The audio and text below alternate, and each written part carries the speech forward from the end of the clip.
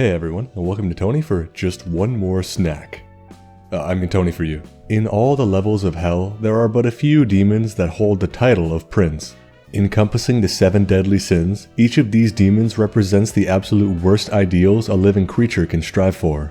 Even among these demons of renown, there is one that stands above the others, second only to Lucifer and holding a title to match his status.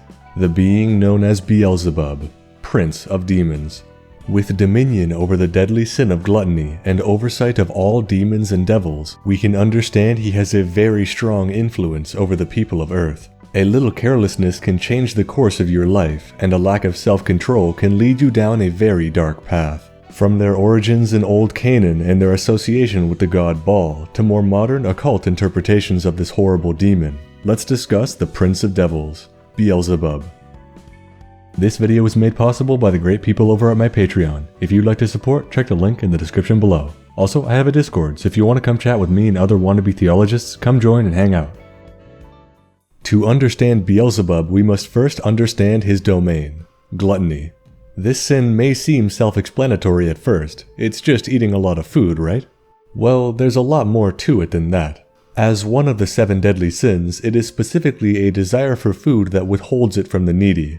A selfishness that causes others to suffer for lack of consideration or moderation.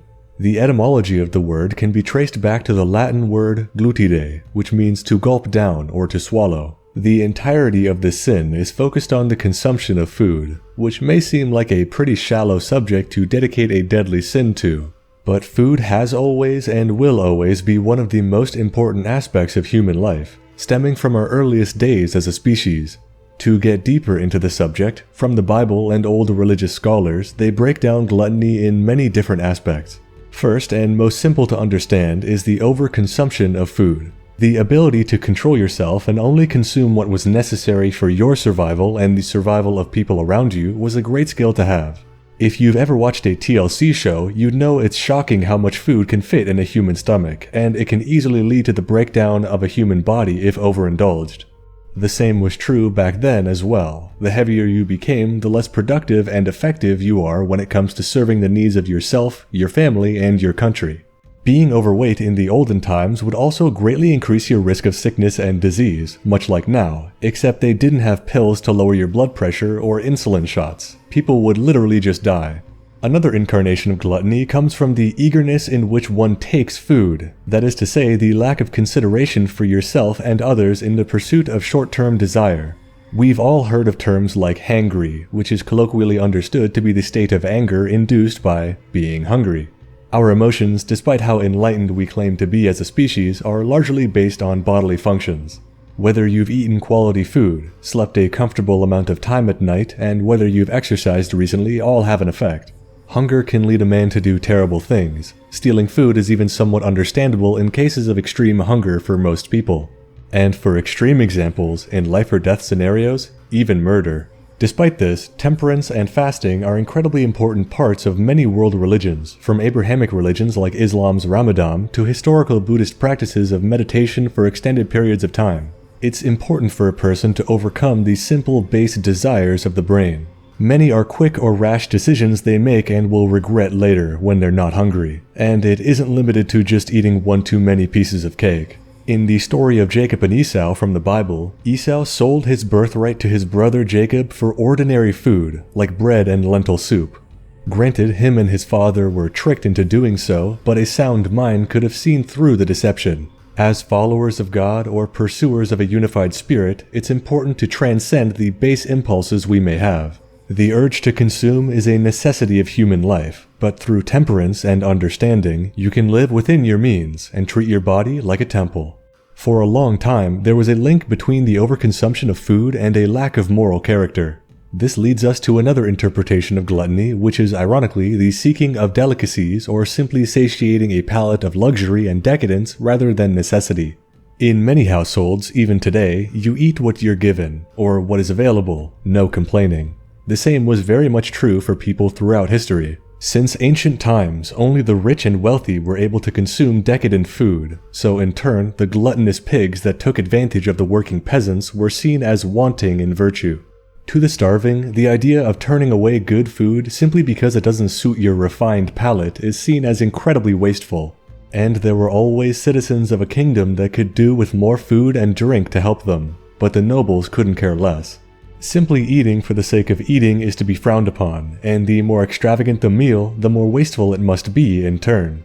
But just because the more likely to sin is the rich, doesn't mean the ordinary folk don't do the same on occasion. The most famous story of this gluttony is from Numbers chapter 11. The famous Bible story states, "The rabble with them began to crave other food, and again the Israelites started wailing and said, 'If only we had meat to eat. We remember the fish we ate in Egypt at no cost, also the cucumbers, melons, leeks, onions, and garlic. But now we have lost our appetite. We never see anything but this manna.'" The manna they spoke of was a type of seed that looked like a resin, which they would crush into paste and eat for survival. It wasn't described as being very tasty. Moses was so inundated with complaints from the lack of variety in the Israelites' food that he even asked God to kill him, saying, "I cannot carry all these people by myself. The burden is too heavy for me. If this is how you are going to treat me, please go ahead and kill me, if I have found favor in your eyes, and do not let me face my own ruin." Seeing that his people were so selfish and gluttonous that they even said they regretted escaping slavery because they missed the food their masters gave them, God enacted some poetic justice. Later on it states, "Now a wind went out from the Lord and drove quail in from the sea.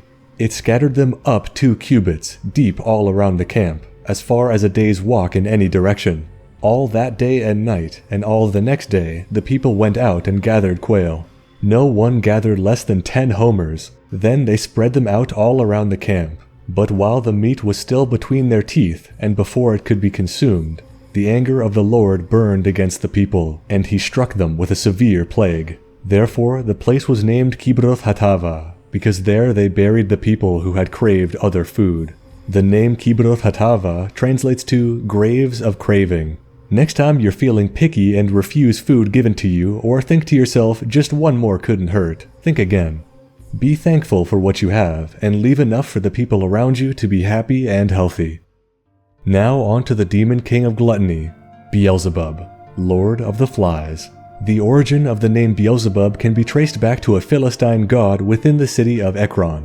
In ancient Ugaritic, the word Baal means lord, but was also the name of a deity within the region. This Baal was lord of fertility and storms, but even within the Semitic religion, he was decried as a false god and usurper of the true god, El. The city of Ekron worshipped Baal, or at least used the honorific Baal to refer to their protector deity. Some interpretations have the citizens of the region referring to their god as Baalzebul, which means Lord of the Heavenly Dwelling.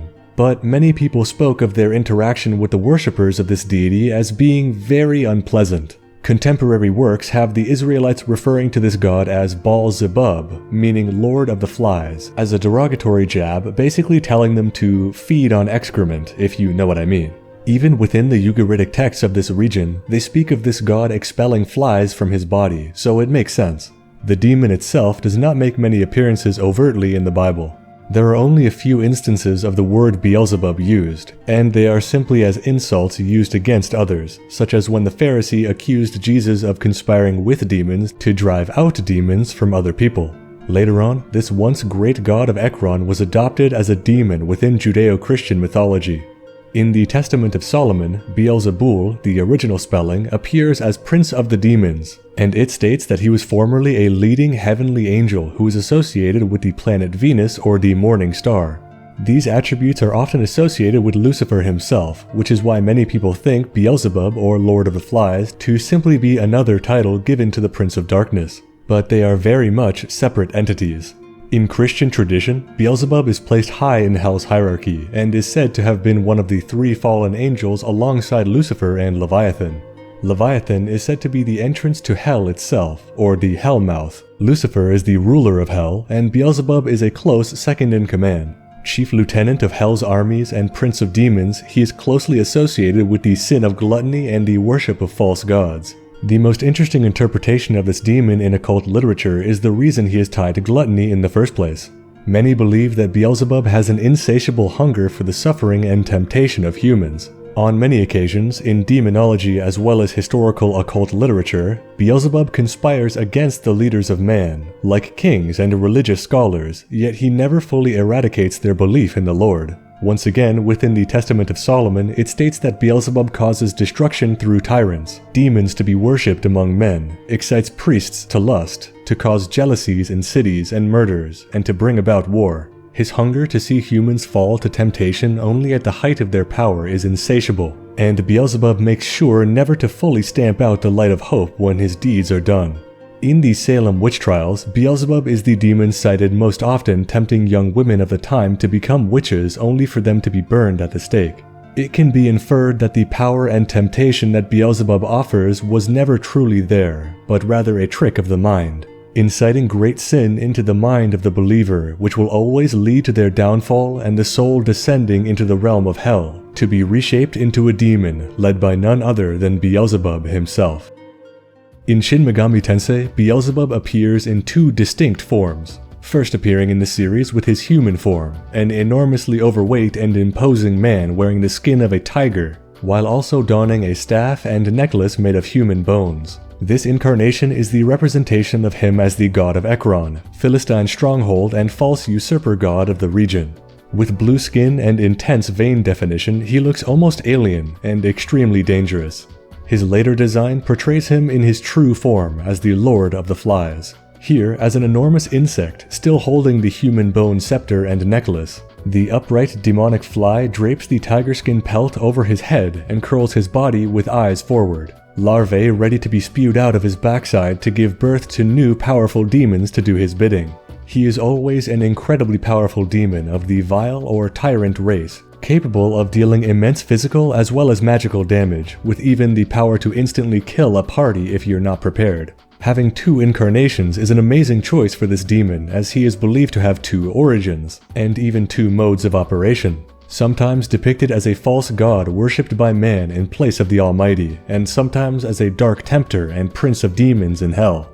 Two amazing designs representing one of the most interesting demons in history.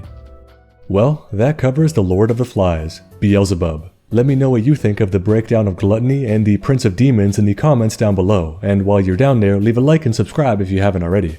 This marks the third Prince of Hell covered on this channel, with hopes to cover them all eventually, so stay tuned. Special thanks to Andre Vinicius da Silva Valens, Anton, Kalos, Frankie Stoned, Goose Kebab, Jim Taylor, Just a Middleman, Matt M, Patty123, Stuart Ash, The Digital Dutchman, The Toaster Messiah, VideoGamer75, and many more for supporting the channel on Patreon. If you'd like to support, check the link in the description below. Thanks for watching this Prince of Hell breakdown, and I'll see you in the next Tony for You. Have a good one.